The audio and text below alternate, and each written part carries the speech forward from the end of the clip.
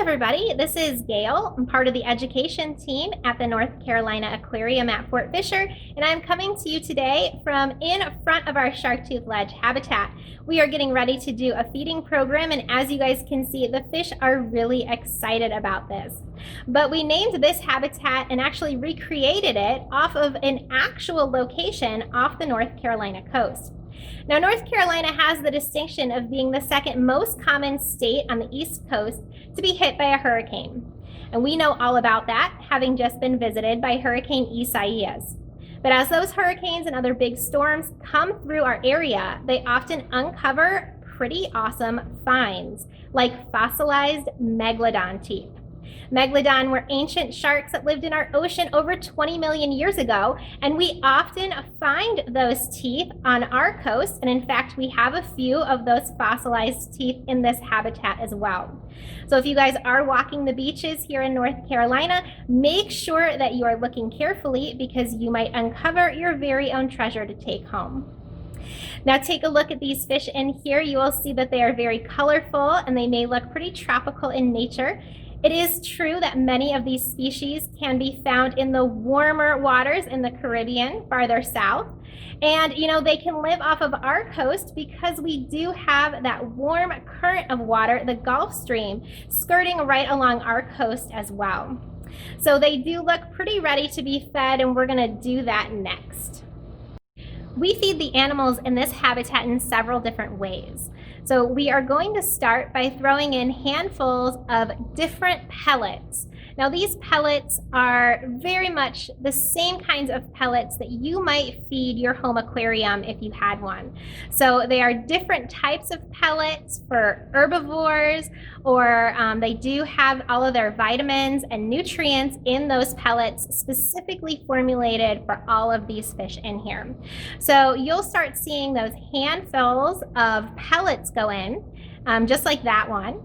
But we are also going to throw in some handfuls of gel food. So when you see the green blocks go in, that is our gel food. And we make that food right here at the aquarium for many of our animals.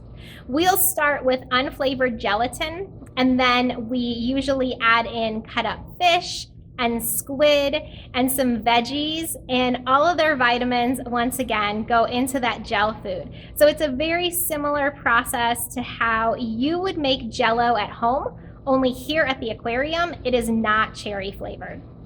Now we're also going to lower down a mesh basket, and that basket is going to have some dried seaweed in it and some collard greens. Really great for those fish in this habitat that usually will graze on a reef. And so they're going to be doing that natural behavior with that feeding basket. We also do lower down a green disc of algae, and that works the same way. So it lets those fish that normally would graze algae on a reef do that same behavior. So we do put a lot of thought into what we're feeding and how we're feeding here at the aquarium.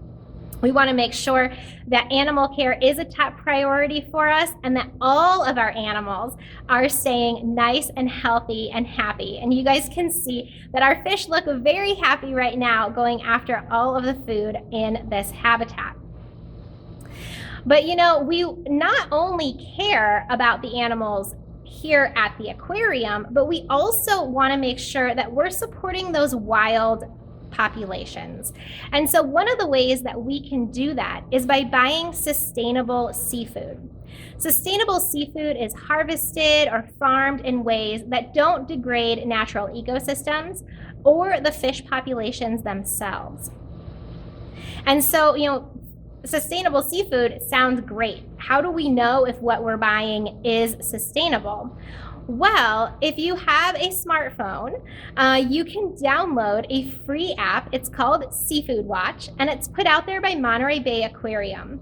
Now, this will pull up best choices, good alternatives, or even things to avoid. So it's a really handy tool to have on you at all times for when you're buying seafood in a grocery store or a market, or when you're ordering it in a restaurant. You can just pull up that app and take a look to see if it is sustainable or if you can pick something that will be a bit better for our fish populations in the ocean. All right, you guys, I do want to thank you so much for joining me today for our feeding of our Sharktooth ledge habitat, and we will see you next time.